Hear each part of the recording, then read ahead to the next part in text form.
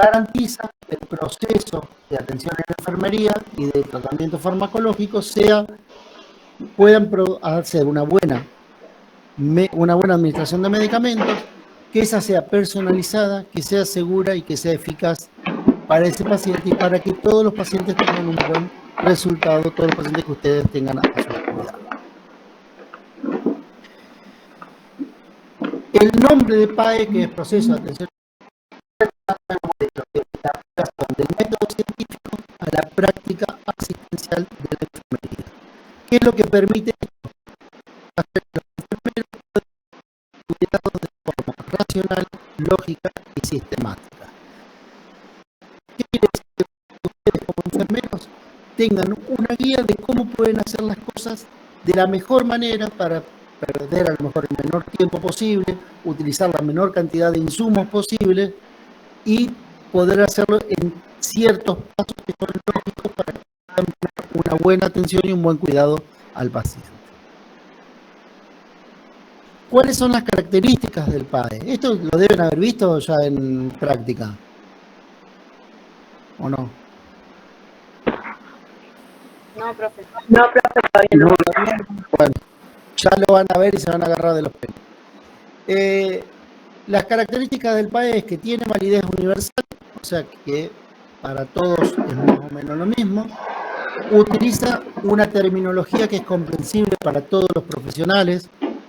¿Qué quiere decir? Que vamos a hablar en un lenguaje técnico en lo que es el PAE. Está centrado en el paciente, marcando una relación directa entre el paciente y los diferentes profesionales. Está orientado y planeado hacia la búsqueda de soluciones y con una meta clara. Y tiene 5 etapas que son cíclicas. ¿Qué quieren decir que son cíclicas? Que empiezan y terminan una vez que se cerró el círculo. ¿Cuáles son los objetivos de este PAE? Es servir de instrumento de trabajo para el personal de enfermería, darle a la profesión de enfermería un carácter científico, favorecer que los cuidados de enfermería se realicen de manera dinámica, deliberada, consciente, ordenada y sistematizada. O sea, no es para que ustedes trabajen a lo loco, sino que de una forma determinada pueden trabajar y siempre trabajen de esa forma. Traza objetivos y actividades que sean evaluables. O sea, cuando ustedes preparan un PAE, o sea, un proceso de atención de enfermería para un paciente, ustedes se van a definir qué objetivos quieren alcanzar con esa atención y ese cuidado que le van a dar al paciente, y van a ver qué actividades de las que ustedes realizan las pueden medir para poder llegar a esos objetivos que se pusieron. Sirve para mantener una investigación constante sobre los cuidados que se hacen sobre el paciente y desarrolla una base de conocimientos propia para conseguir una autonomía para enfermería y un reconocimiento social. O sea, el PAE bien realizado me sirve o le sirve al enfermero como para categorizarlo y para decir que es un buen enfermero. O sea, un enfermero que puede hacer un muy buen proceso de atención en enfermería es un enfermero que está trabajando bien y que puede repetir ese trabajo con otros pacientes y poder llegar a buenos resultados con todos los pacientes. Y eso hace que uno pueda reconocer a ese enfermero como un mejor profesional. ¿Cuáles son las etapas del PAE? Habíamos dicho que era un proceso cíclico y que tenía 5 etapas. ¿Cuáles son esas etapas? La valoración. Empezamos en la valoración. ¿Qué es la valoración? En la valoración se recogen y se seleccionan datos. ¿Qué es lo que se hace? Se le pregunta al paciente todos los datos que tengan que ver con su persona, con la familia y con el entorno. Y van a ser la base de las decisiones, de las acciones que ustedes van a tomar con el tiempo o a medida que lo van a ir desarrollando ese proceso de atención a la enfermería. La segunda etapa es el diagnóstico de enfermería. El diagnóstico de enfermería es un juicio o conclusión que se produce como resultado de la valoración de enfermería. Y acá tenemos que tener en cuenta una cosa. El diagnóstico de enfermería no es el diagnóstico que da el médico sobre la enfermedad del paciente, sino es diagnosticar en qué condiciones está el paciente para ver a qué condiciones quiero llegar, o sea, para poder llegar al objetivo que yo quiero. La planificación, que es ir desarrollando estrategias para prevenir, minimizar o corregir los problemas que pueda presentar ese paciente, así como para promocionarle la salud al mismo. El cuarto paso es la ejecución e intervención, o sea, es la realización o puesta en práctica de todos los cuidados programados. Y por último tenemos la evaluación.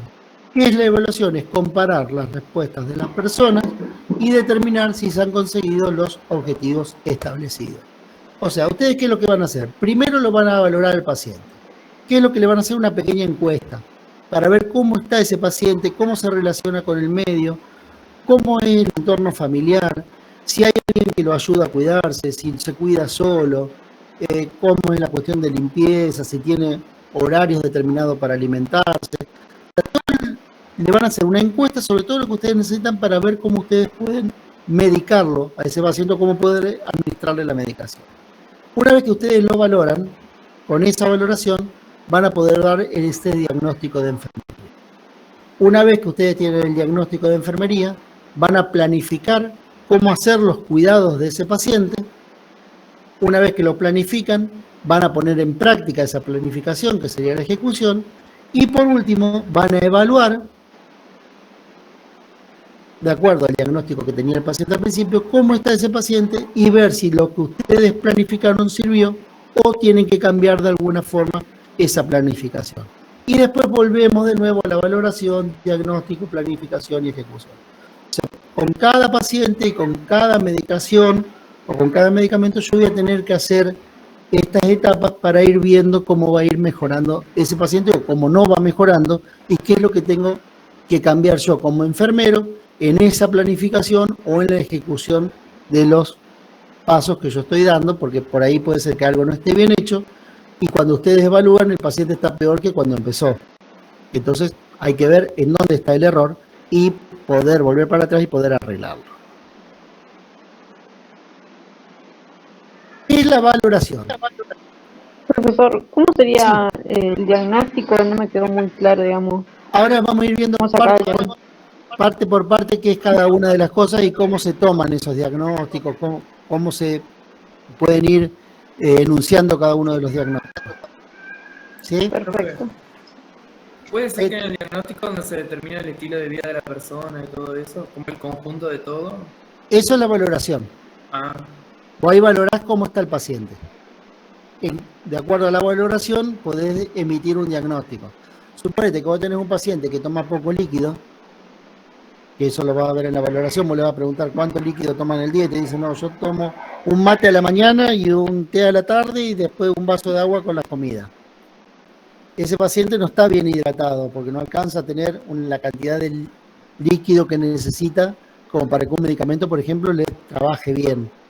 Entonces, vos en el diagnóstico vas a ver que ese paciente falta hidratación. Entonces, uno de tus objetivos va a ser que ese paciente se hidrate bien. Claro. Y vos vas a tener que planificar cómo vas a hacer para que ese paciente se hidrate bien. Y después vas a evaluar si ese paciente se hidrató de la forma que tenía que hidratarse. Está más o menos... Igual estos chicos saben más las enfermeras que yo. Pero bueno, a mí me dieron unas clases y traté de entenderlo. Bien. Pero es Sí. todo, digamos, para resolver eso, ¿tiene que ser todo mediante un fármaco o algo parecido? ¿O No. puede ser cualquier técnica? El PAE lo van a utilizar para tratar al paciente. Va a tener una parte farmacológica, va a tener una parte de cuidados de enfermería, va a tener una parte, supónganse que ese paciente tenga una escara o algo, de esos cuidados de la escara, va a tener una parte de ver las condiciones en que llegó el paciente y ver cómo ustedes quieren que salga ese paciente o cómo le van a enseñar para que, supónganse que tengan un paciente que se le hace una colostomía y tiene que utilizar una bolsa de colostomía. Entonces, una de las partes de su proceso de atención de enfermería, su objetivo es hacer que el paciente se pueda curar solo o ponerse la bolsa solo. Entonces van a tener que ir viendo cómo le van a ir enseñando para que ese paciente pueda hacer ese cuidado solo y no necesite de un familiar para hacerlo. Siempre y cuando Planificá hasta el alta, o sea, es tu trabajo, digamos. Vos estás es planificando tu trabajo para que el paciente después se autocuide, digamos. Es eso. exactamente. Y que aprenda, que el paciente Exacto. aprenda. Bien. Entonces, en la valoración, se hace lo que se llama una anamnesis, que es difícil esa palabra. ¿Qué es una anamnesis? Es tratar de preguntarle todo lo que se le pueda sacar a ese paciente, de cómo vive, de cómo está, qué hace, qué no hace, todo en lo posible. O sea, se hace una exploración física y todos los datos que se recogen son útiles, ya sea para la parte de farmacoterapia o sea para cualquier otro cuidado de enfermería. Nosotros acuérdense que acá lo estamos viendo exclusivamente para la parte de farmacología, pero esto es para todo el cuidado que ustedes pueden hacer del paciente. Una vez que ustedes lo valoran, ¿qué va a pasar? Ustedes lo van a valorar la primera vez, pero a medida que van haciendo este proceso de atención en la enfermería, cada tanto van a tener que ir haciendo una valoración para ver cómo está ese paciente y si fue llegando a los objetivos que ustedes quisieran. Por lo tanto, el ciclo que yo les decía es cíclico. O sea, cuando yo termino de hacer el proceso de atención en enfermería, yo lo voy a tener que volver a valorar para ver si lo que hice está bien o si tengo que cambiar el rumbo en la mitad de la cosa. Por lo tanto, siempre voy a tener que ir haciendo valoraciones distintas para ver cómo está ese paciente, evaluar todos esos resultados y ver cómo voy a actuar yo en ese caso. O sea, si el resultado fue bueno, y bueno, yo voy a dejar el procedimiento que me tracé, pero si ese resultado no es bueno o el paciente se deteriora, quiere decir que hay algo que en el procedimiento que yo planifiqué no está bien hecho, por lo tanto voy a tener que volver a hacer esa planificación y volver a evaluar para ver si ese paciente mejoró o no mejoró. Entre las preguntas que se le pueden hacer al paciente dentro de la evaluación y que tengan que ver con la medicación, hay que preguntarle si el paciente ha tenido alergias, si tiene antecedentes personales patológicos, aparte del problema que lo llevó a su internación o el problema que lo llevó a que el médico lo tratara por ese problemita. ¿Qué medicación toma en la actualidad o qué ha tomado últimamente? Hay muchas veces que los pacientes toman medicamentos que no se lo dio ningún médico y no figuran ni en la historia clínica, pero lo toma porque el vecino le dijo que lo tenía que tomar, o utilizan yuyos o algún tecito de alguna cosa, y eso puede interferir con lo que es la parte farmacológica, por lo tanto es bueno saberlo.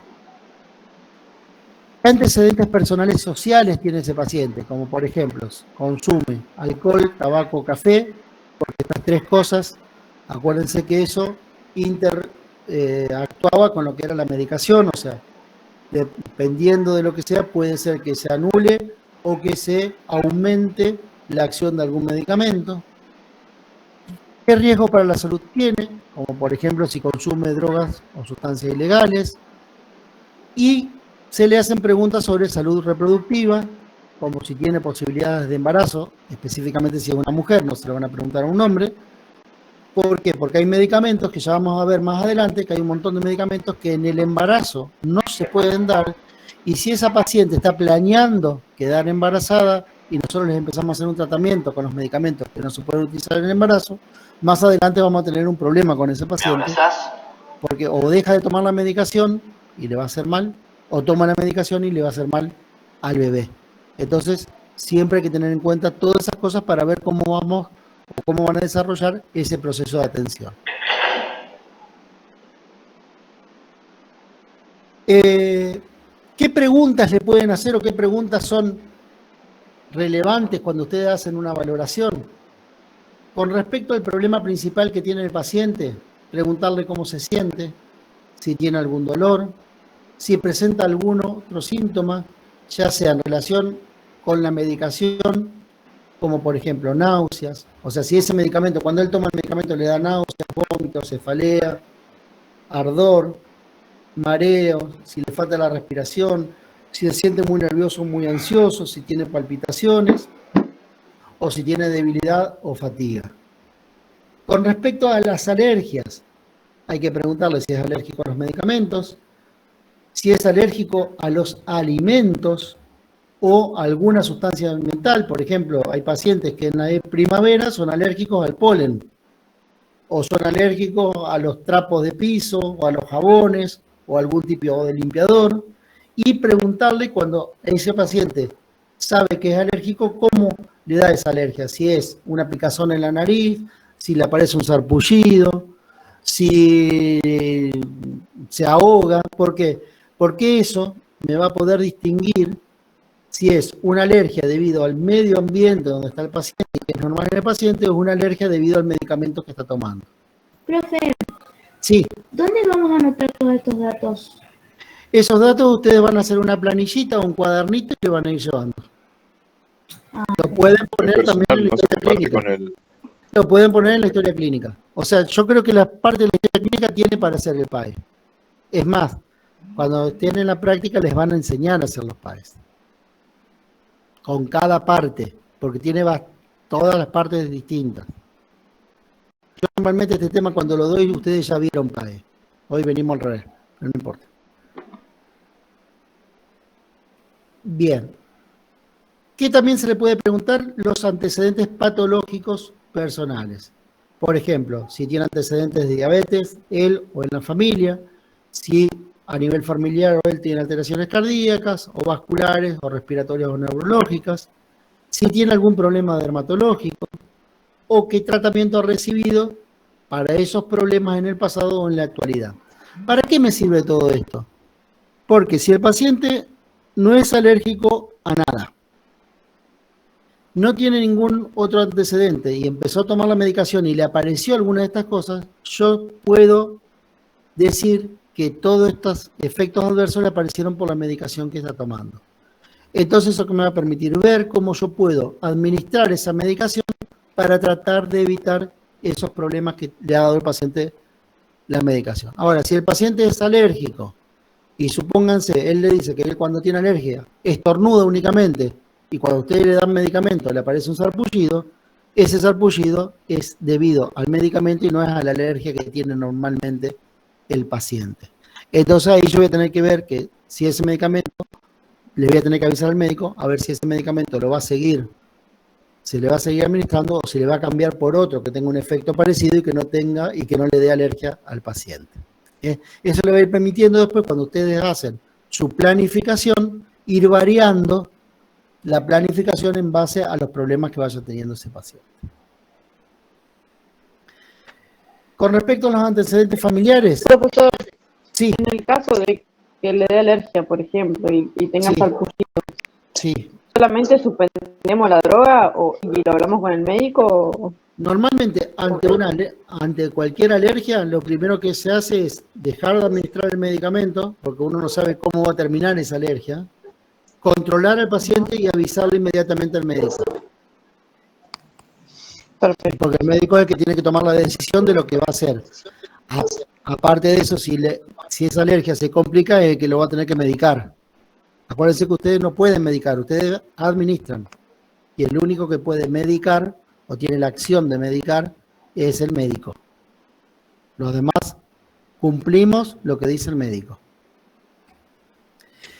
Con respecto a los antecedentes farmacológicos, preguntarle si tiene algún tratamiento en la actualidad y preguntarle qué tipo de medicamento está utilizando, qué dosis está utilizando, con cada cuánto tiempo lo toma. Si toma algún medicamento sin prescripción, que es muy común que la persona esté automedicándose, entonces explicar, pedirle qué medicamento está tomando, en qué dosis lo está tomando. Si alguna vez experimentó algún efecto secundario o síntomas con algún medicamento y que les explique cuáles fueron los síntomas. Preguntarle qué sabe o qué le han explicado sobre el medicamento que va a tomar, porque muchas veces el médico le dice que le van a administrar tal medicamento, pero no le explica cuáles efectos son los de ese medicamento. Entonces ustedes, dentro de los cuidados, está informar al paciente. Y dentro de informar al paciente pueden informarlo sobre la medicación, por eso estudian farmacología.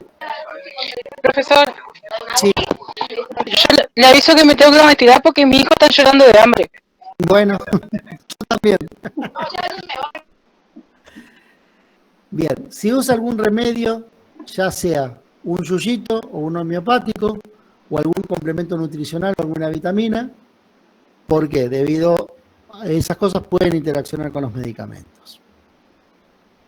Con respecto al cuidado, al manejo de la salud, preguntarle a cuántos médicos ha ido a ver por sus problemas, porque muchas veces dicen que fueron al cardiólogo, pero resulta que van al cardiólogo por el problema cardíaco, al neurólogo porque tienen una epilepsia, al dermatólogo porque le salió un sarpullido, al clínico porque le duele el dedo gordo del pie y algún otro más porque tiene algún otro problema.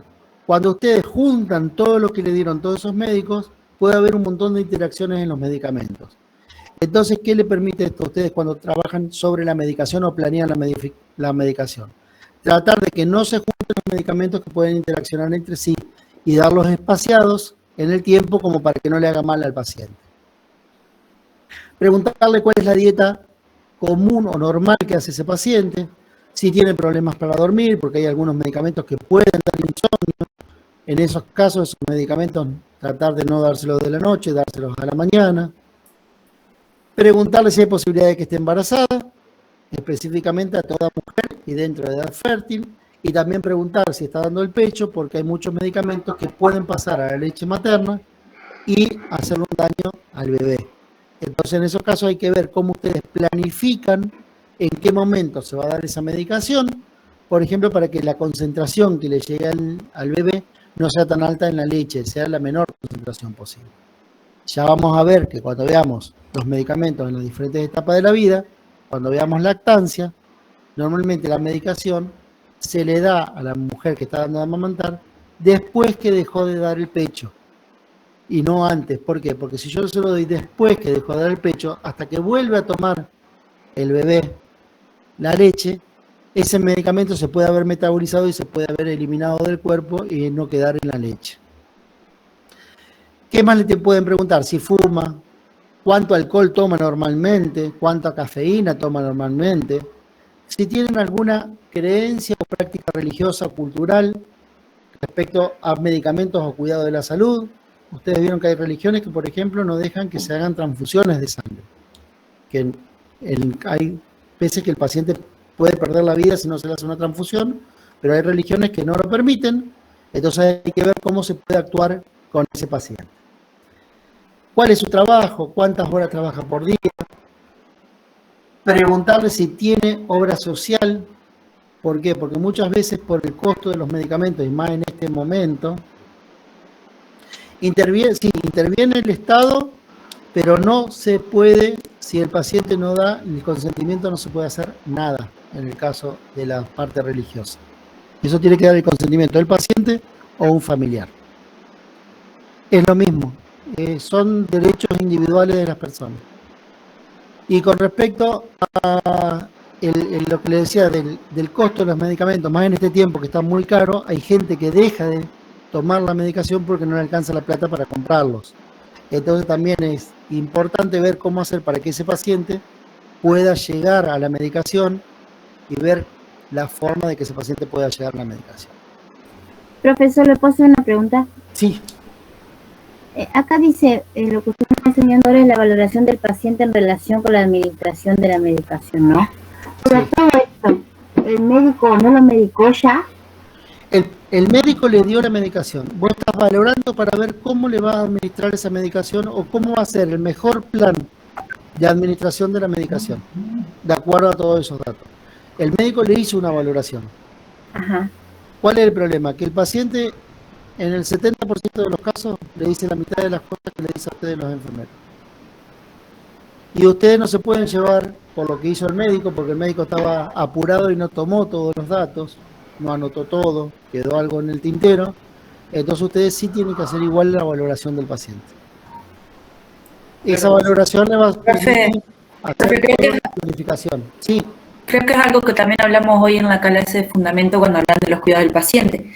Muchas veces el médico puede prescribir algo, pero nosotros nos enteramos de otra parte que él no le dijo tal vez al médico porque no tuvo tiempo o porque el médico no le prestó atención. Y en base a eso podemos decirle al doctor, pero mire que este paciente tiene tal situación, me la comentó, y bueno, por ahí se puede, que es lo que decía la profe hoy. Nosotros también estamos posibilitados no de cambiar la medicación, pero sí de comentarle al médico alguna cosa que nos hayamos enterado. Exactamente. Por eso que se hace el PAE. Eso le va a ayudar a ustedes a planificarlo y a tener, en el caso que el médico le diga, no, pero eso no es así, tener una respuesta a ese médico diciendo, mire que el paciente a mí me dijo que hace esto, y no es compatible con lo que usted le está diciendo. Nadie se va a ofender por eso. O sea, todos podemos meter la pata. Bueno, con respecto a los antecedentes personales, bueno, si le preocupa el costo, y los riesgos para la salud si tiene antecedentes de depresión o trastorno mental. ¿Por qué? Porque eso puede tapar algún efecto adverso de algún medicamento, o si toma o consume drogas ilegales. ¿Por qué? Porque también nosotros no podemos evaluar a un paciente de acuerdo por la medicación que le damos, si está tomando por otro lado una sustancia que no nos dijo, entonces que van a aparecer un montón de efectos adversos que nosotros no lo veríamos.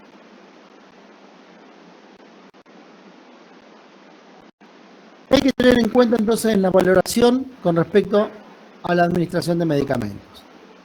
Tener en cuenta que lo que no se dice puede ser tan importante o incluso más importante que lo que se dice.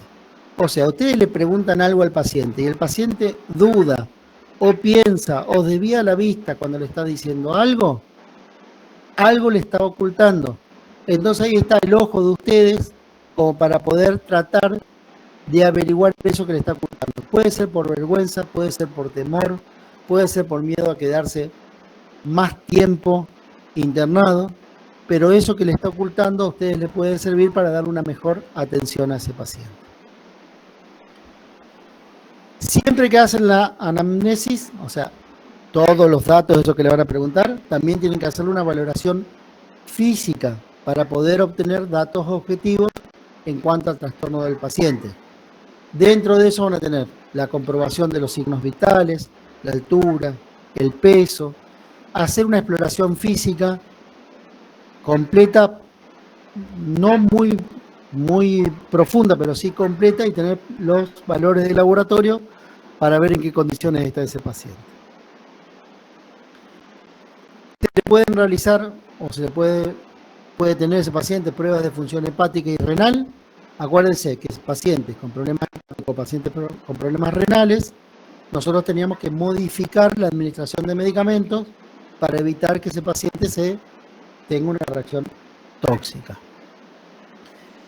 Eso especialmente hay que hacerlo con los ancianos y con pacientes críticos para poder darle la dosis que tiene que tomar y no darle de una dosis más y que tenga un efecto adverso. Tener en cuenta que muchos medicamentos pueden actuar sobre el ritmo cardíaco y la presión arterial, por lo tanto hay que prestarle una buena atención a esto, tener en cuenta que si ese paciente tiene problemas de presión arterial y yo estoy dando un medicamento que le puede aumentar más la presión arterial, voy a tener un problema con eso. Entonces tengo que ver cómo voy a evaluar, cómo lo voy a planificar a la administración de ese medicamento. También tiene mucha importancia registrar los niveles de electrolitos, porque hay muchos medicamentos que influyen en el nivel del equilibrio electrolítico, y si eso está desbalanceado en el cuerpo vamos a tener un montón de desbalance. Entonces hay que tratar de que esté lo más parejo posible.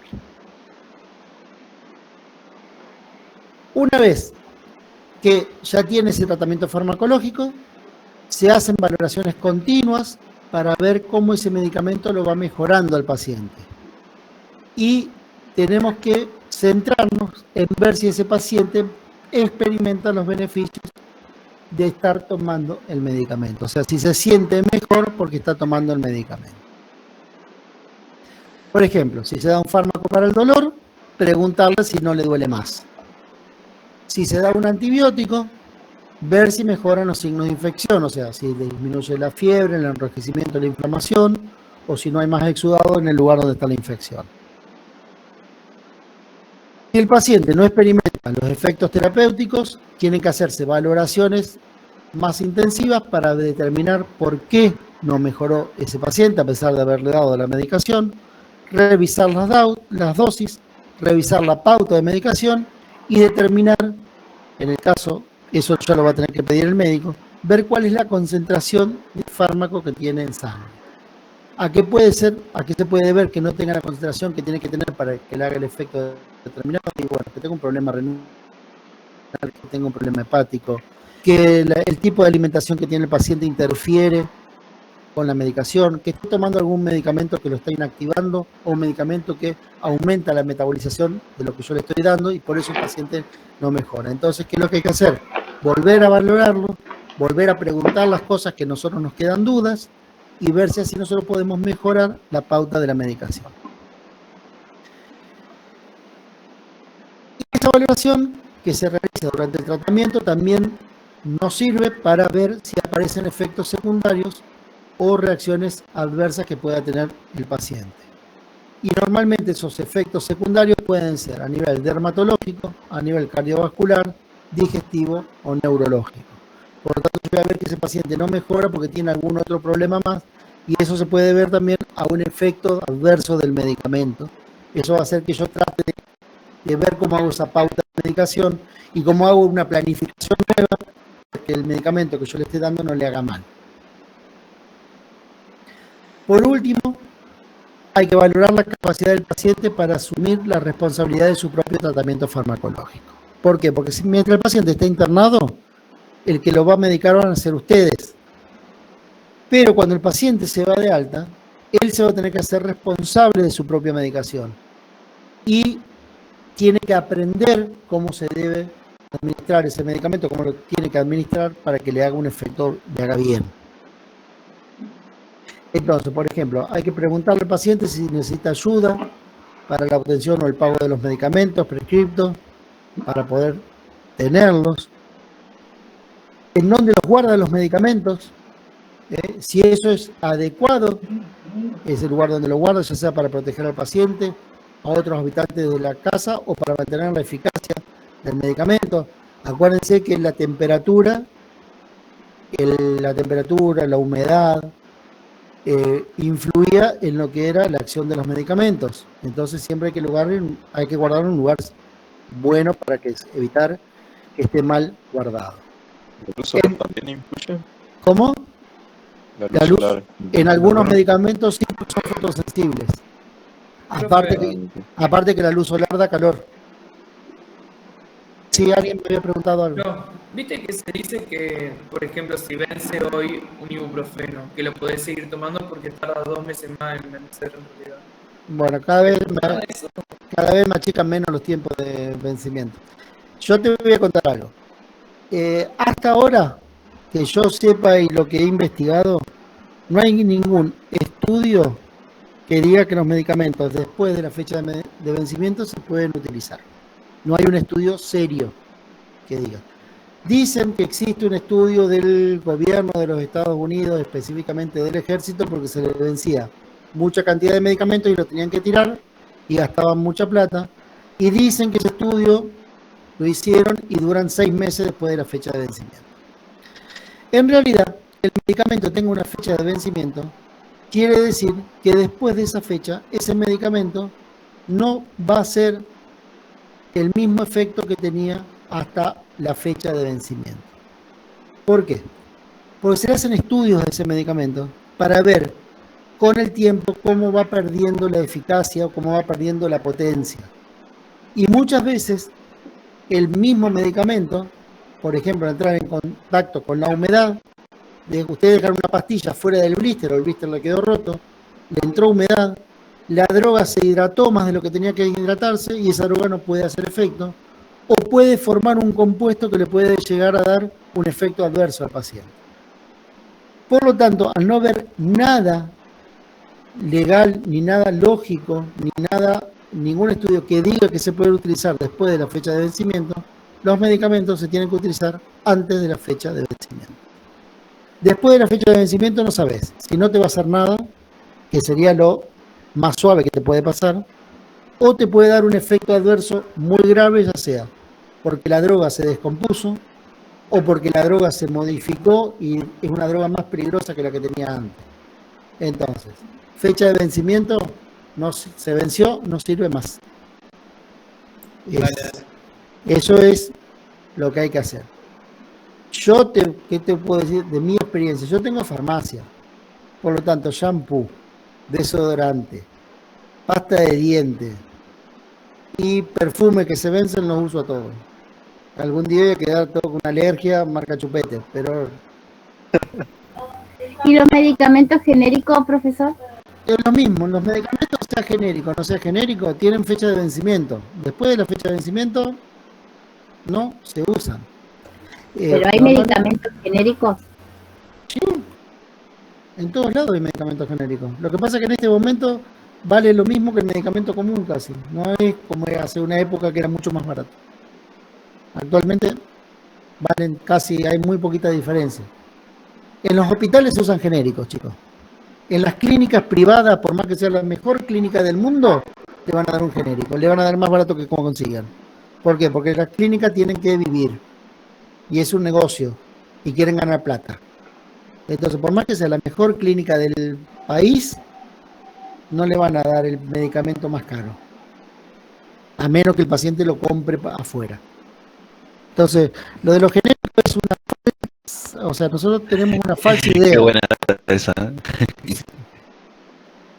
Es así, chicos. Cuando uno factura.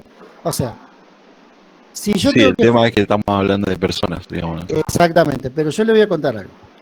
Si ustedes están en la facturación de una clínica, en la facturación de la clínica, cuando uno le factura a la obra social, se le facturan los medicamentos que se dan, así como se le factura la utilería, se le factura el gasto médico, se le factura la ropa, supónganse, se le facturan la comida, se le factura la medicación. Entonces, ¿cómo se factura la medicación? A precio de público. ¿Qué se toma como referencia? El valor más caro.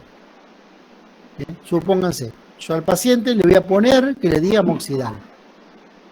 Y en realidad le di amoxicilina marca Pirulín, que está aprobada por ANMAT, que tiene todos los mismos estudios que el amoxidal, pero que no es amoxidal. El amoxidal vale 1.500 mangos los 16 comprimidos, o un poco más, y el otro vale a lo mejor 600 los 16 comprimidos. No va a dejar de tener efectos, tiene el mismo efecto, pero el paciente no ve qué es lo que le están dando. Ahora, eso sí, cuando lo va a ir a comprar afuera, va a ir a comprar el más caro. ¿Por qué? Porque el médico le va a recetar el más caro. ¿Por qué? Porque el laboratorio gastó plata en un visitador médico que le vaya a decir que tiene que recetar el más caro. Es como cuando ustedes van a comprar. Ustedes van a comprar al supermercado. Van a comprar a Es pagar la marca. Están pagando la marca y el trabajo. Por ahí hay medicamentos muy específicos, que no hay genéricos, y que sí, que son esos y ustedes no pueden cambiarlo. Pero ustedes van al supermercado... Es como el Ibubanol. Es lo mismo, chicos. Ustedes van a comprar tomate al supermercado. Pueden comprar Salsati, que es la más cara de todas, o pueden comprar marca Carrefour, que no es la más cara de todas. A lo mejor es la medianita. La marca Carrefour es la que envasa, o sea, la que le pone la marca al supermercado. Si ustedes muchas veces se van a fijar, ¿quién es el que lo envasó? Lo envasó el mismo tipo. Porque le conviene tener su marca y venderla al supermercado que la vende al supermercado. Con los medicamentos pasa lo mismo. Fábricas de medicamentos, por ejemplo, los comprimidos se hacen casi todo en el mismo lugar, las cremas las hacen casi todo en el mismo laboratorio, los aerosoles lo hace un solo laboratorio en la Argentina, los inyectables lo hace casi todo un solo laboratorio. O sea, no hay mucha diferencia en la fabricación. Pero después sí está la diferencia en la cajita que yo le voy a poner y en la marca que le voy a poner. Todos les van a servir. Hay laboratorios que tienen más nombre y que pagan más plata, por eso son más caros, y hay otros que tienen menos nombre y pagan menos plata y hacen un envase hospitalario. Por ejemplo, un envase hospitalario, ¿por qué es más barato? Un envase hospitalario tiene 100 comprimidos. Si yo ese medicamento lo tengo que vender como un medicamento que no sea genérico, ¿qué le voy a necesitar? Voy a tener que poner esos 100 comprimidos en 100 cajitas. Y ese costo de las cajas es un costo que me aumenta el precio del medicamento. Entonces va a ser más caro venderlo en cajita que venderlo suelto. Y así tienen un montón de otras cosas. O sea, el empaque va a ser más grande, el transporte me va a salir más caro porque ocupa más lugar, y todo eso va encareciendo el costo del medicamento. Por ahí. Por ahí también hay laboratorios que yo no me animaría a tomar ni una aspirina, porque por ahí no trabajan bien y las cosas que hacen no son buenas. Pero si el medicamento está autorizado por el ente que autoriza los medicamentos, que es el ANMAT, cumplió los mismos requisitos que cumplieron todos los medicamentos de primera marca. Y el Estado los autorizó y están evaluados y corresponde a lo que tiene que tener la droga. Entonces ese medicamento es tan bueno como los demás. Eso hay que tenerlo siempre en cuenta. Bueno, niños, se nos está pasando el tiempo.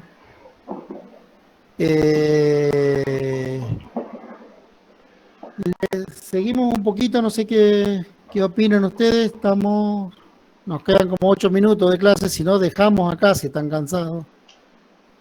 Yo les subo los videos del tema. El tema está en el apunte.